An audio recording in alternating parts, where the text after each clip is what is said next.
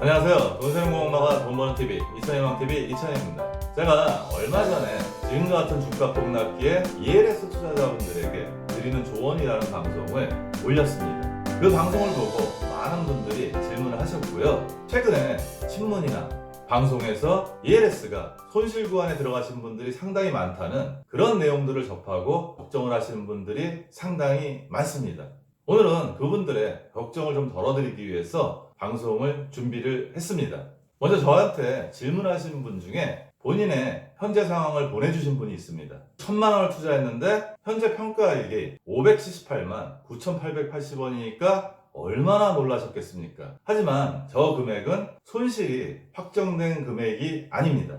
지금 당장 만약에 판매를 한다면 저 금액이 기준이 되고요. 저 금액에서 환매 페널티를 빼고 큰 손실을 입으면서 남은 금액을 돌려받게 됩니다. 하지만 우리가 환매를 하지 않으면요, 저 숫자는 현재의 상태이지 손실이 확정된 상태는 아닙니다. ELS의 만기 상환이 얼마 안 남으신 분들은 기초자산의 움직임에 예의주시하셔야 합니다.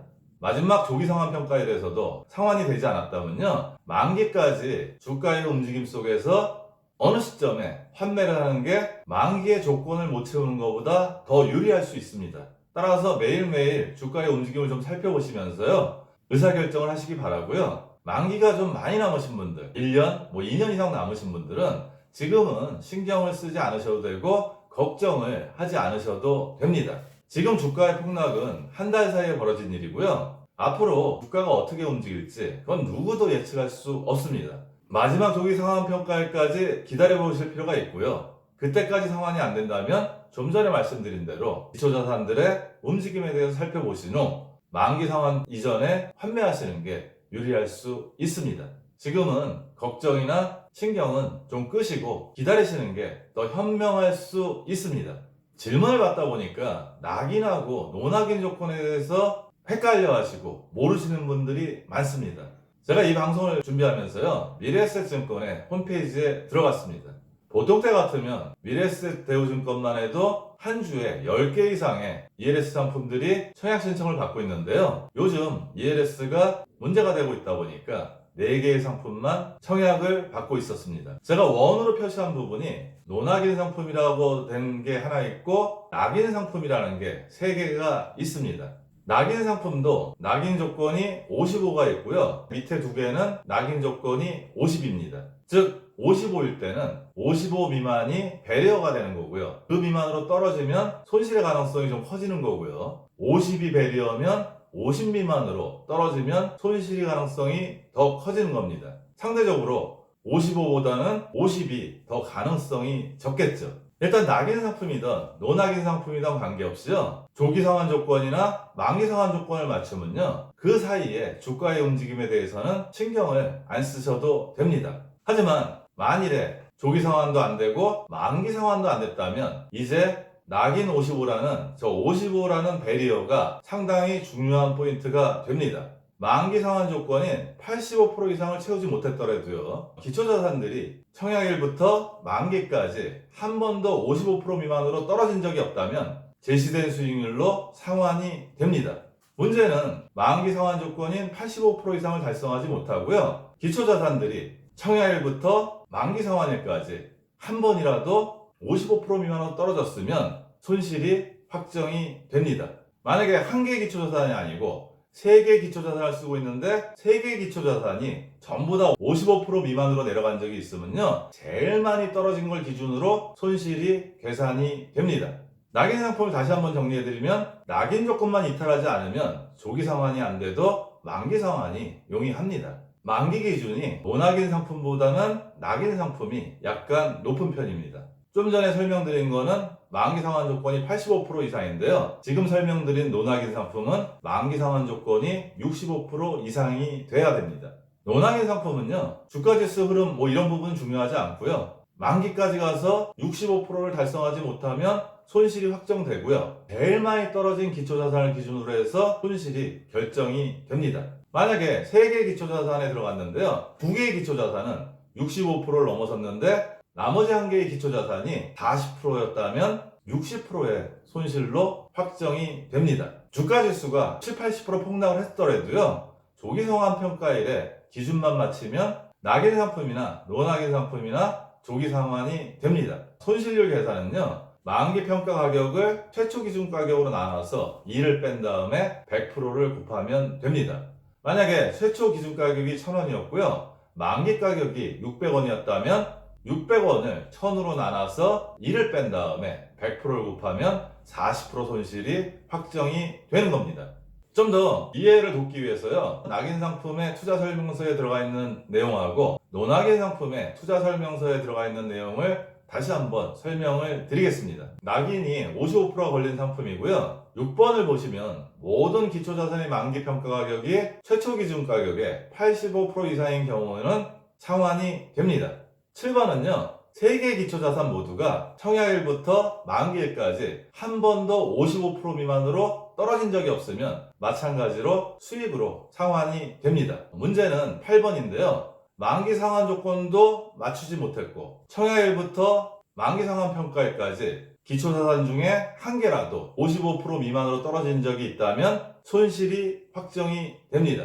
만약에 한 개가 아니고 3개가 모두 55% 미만으로 떨어졌다면 제일 많이 떨어진 기초자산을 가격으로 손실이 확정이 됩니다. 계산식은 아까 제가 설명드린 거를 참고하시면 됩니다. 화면에 보이는 상품은 노낙인 65라고 적힌 상품인데요.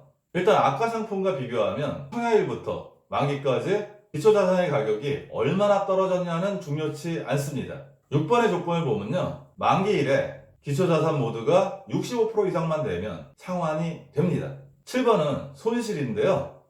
만기 때 기초자산 가격 중에 하나라도 65% 미만으로 떨어지면 손실이 확정되고요. 만약에 한 개가 아니고 2개나 3개가 떨어졌다면 제일 많이 떨어진 걸 기준으로 해서 손실이 확정이 됩니다. 계산식은 아까 설명드린 거와 똑같습니다. 즉, 낙인 상품에는 청약일부터 만기일까지 낙인 배리얼인 55% 미만이라는 것을 뚫은 것도 만기 상환 조건에서 요소가 되지만 노낙인 상품은 중간에 주가지수가 폭락을 하던 상관없이 조기 상환 평가일이나 만기 상환일에 주어진 조건만 맞추면 제시된 수익으로 상환이 됩니다. 투자 설명서에는요, 모의 테스트 결과가 대부분 있습니다. 화면에 보이는 모의 테스트 결과가요, 1997년부터 2017년까지 ELS를 계속 투자했다고 가정하고 시뮬레이션을 돌린 겁니다. 일단 많은 상품들이 만기까지는 상환이 됩니다. 대략 비율이 어떻게 되냐면요, 87.23%는 제시된 수익으로 상환이 됩니다. 하지만 아까와 같은 조건을 못 맞춰서 만기 때까지 상환이 안 되면 손실을 보는 비율이 12.73%입니다. 즉 100명 중에 13명 정도는 손실이 나고요. 그 중에 4명은 50% 이상 손실이 나는 상품입니다. 이런 모의 테스트 결과를 봤으면 여러분이 과연 이 상품에 마음 놓고 가입하고 돈이 돌아올 때까지 편안한 마음으로 기다릴 수 있을까요? 아마 저라면 그렇지 않을 것 같습니다. ELS가 저금리의 투자 대안이라는 것은 저도 인정합니다. 특히 상승장에서는요, 만기까지 가지 않고 조기 상환이 쉽게 되는 편입니다. 하지만 지금과 같은 하락장에서는 조기 상환도 안 되고 만기까지 갈 가능성이 높아지는데요, 그때는 손실이 발생할 가능성이 높아집니다. 지금 주가가 많이 큰 폭으로 하락했는데요, 지금이 기회라고 투자를 하시려는 분들이 있습니다. 하지만 주가가 앞으로 얼마나 더 떨어지고 그 기간이 얼마나 길게 갈지는 누구도 알 수 없습니다. 연 4 내지 6% 얻으려고 투자 금액의 50% 이상 손실을 볼 수 있는 상품을요, 원래 이 상품이 조건 맞추기라는 도박적인 요소를 갖고 있지만 지금 상황에서 투자하는 것은 저는 도박이라고 생각을 합니다. ELS는 판매 직원들이 권유하듯이요, 1년 이내에 무조건 상환되는 상품도 아니고요, 절대 안전한 상품도 아닙니다. 저금리의 대안으로 투자가 가능한 상품이지만요, 이런 내용들을 잘 알고 투자를 결정하셔야 합니다. 마지막으로 ELS에 투자해서 걱정하신 분들에게 다시 한번 반복적으로 당부를 드립니다. 마지막 조기 상환 평가가 끝나고 만기까지 기간이 얼마 안 남으신 분들은요, 기초자산의 움직임에 예의주시하셔서 만기까지 가는 것보다 중도에 판매하는 게 손실을 줄일 수 있는 방법이 될 수 있으니까 신경을 많이 쓰셔야 되고요. 만기가 1년 이상, 2년 이상 되신 분들은 너무 걱정하지 마시고요, 마지막 조기 상환 평가일까지 상환을 기대해 보시기 바랍니다. 그때 상환이 안 된다면 좀 전에 말씀드린 만기가 얼마 안 남으신 분들과 마찬가지로 행동을 하셔야 합니다. 오늘 내용도 도움이 되었으면 좋겠고요. 오늘도 행복한 돈 관리 되세요.